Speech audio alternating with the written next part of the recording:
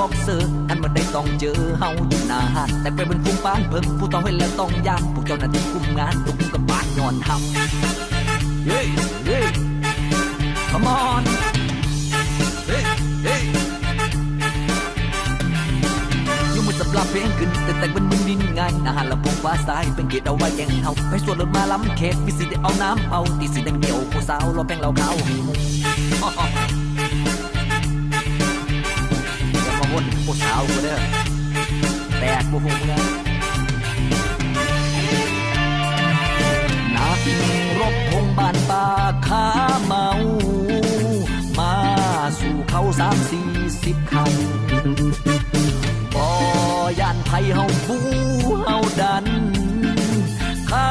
เมืองนั้นยาวประมาณ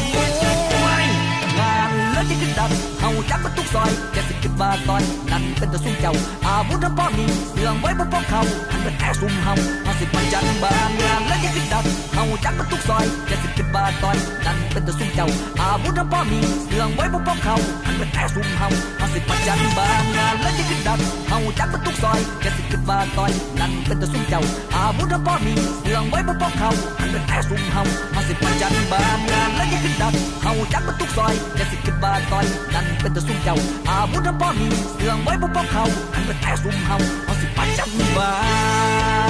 งให้เลือดหวานกันไปเอามันนักรบพงอะไรวันนี้ก็ญาติไทยเลยพี่น้อง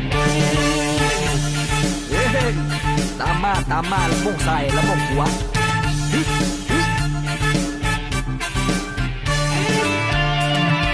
นักรบพงบ้านป่าขาเมามาสู่เขา30-40 คันบ่ย่านไทยเฮาบูเฮาดัน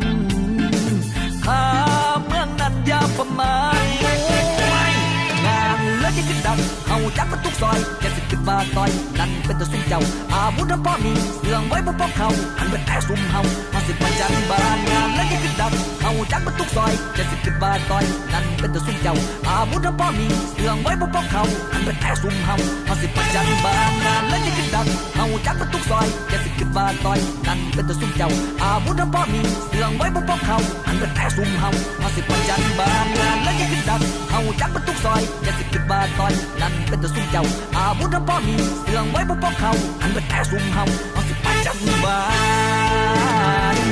ให้เลือดหวานกันไปข้ามเลยเอามันนักรบพงเอามันกองบุญทงเอา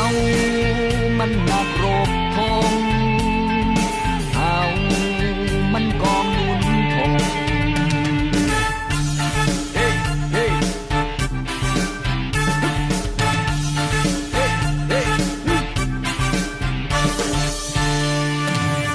เมื่อคนเด้อเจ้ามาหลายโพดซุ่มนักรบธงใหญ่